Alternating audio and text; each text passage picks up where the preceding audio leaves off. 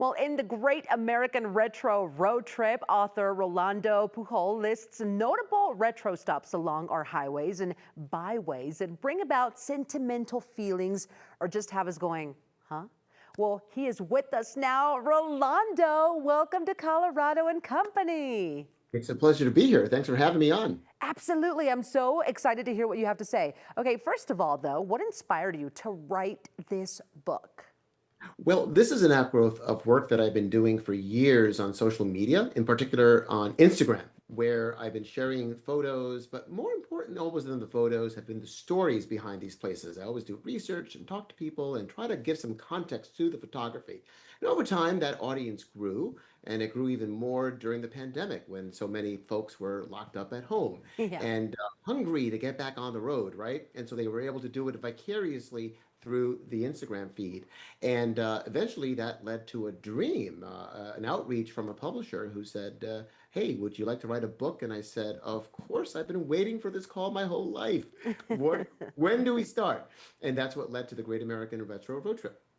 Oh my gosh, how fun was it to write this book, and how many destinations do you talk about? Oh, I mean, several hundred. I mean, there are close to 1,000 photos in the book, from some very large ones to little postage stamp ones. I tried to cram in as many words and pictures as possible because I thought it was so important to give people a sense for the sweep of all these wonders that are across the country, and to give them as much as possible to sink their teeth into so that they can find a place near them, or they can plan their trip and decide to sprinkle some of these places onto their itinerary. Yeah, I can imagine there's so many to pick from. What would you say, Rolando, was the most unusual destination for you? Oh my goodness. I mean, there are so many that are kind of, out of this world. A very trippy one, I would say, was visiting Bedrock City, which is Oh, in Williams, Arizona, just south of the Grand Canyon, the South Rim. And this is an attraction that dates back to the early 70s, and it's built to simulate Bedrock City as in the Flintstones. yeah. And back in 2019, they closed. The property was sold, and they were going to reopen it as a raptor themed attraction, but the owners of the Raptor Ranch decided to keep Bedrock City as well. So I had been hoping to go there for so many years and finally managed to get there as I researched this book back in Mhm. November. And what a pleasure it was, because it was like you were stepping right into this beloved cartoon and popping into Yeah. Fred Flintstone's house and all of this. It was just a great deal of fun. So finding and within that same day, I visited all the way up in Utah. It was a lot of driving, over 15 hours or so. But Yeah. the dinosaur, this beautiful pink dinosaur up in Vernal, Utah. And that was a fun ride as well, and a very quirky beauty that I wanted to see for myself.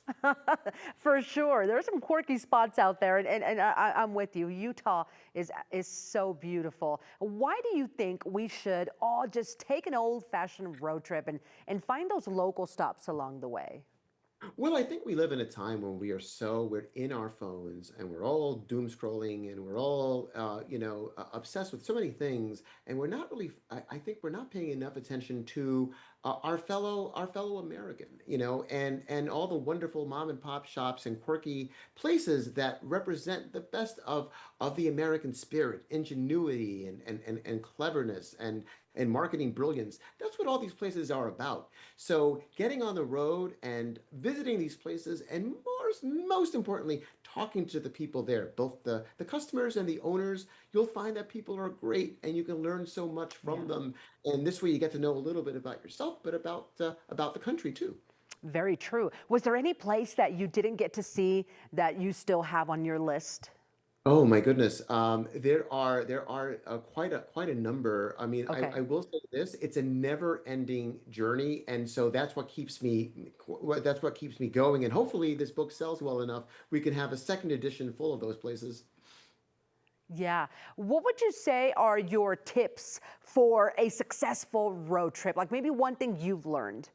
Yeah, absolutely. I mean, I would say planning is in really putting all the places that you want to visit onto into a Google map, and then sort of having a sense for where they are in relation to what your destination is. Now, if your trip is just a road trip, then that's fine. Then the journey is the destination. But if not, it's looking at that map and trying to figure out how you can squeeze in enough of these places in time so that you can also get to whatever your destination might be.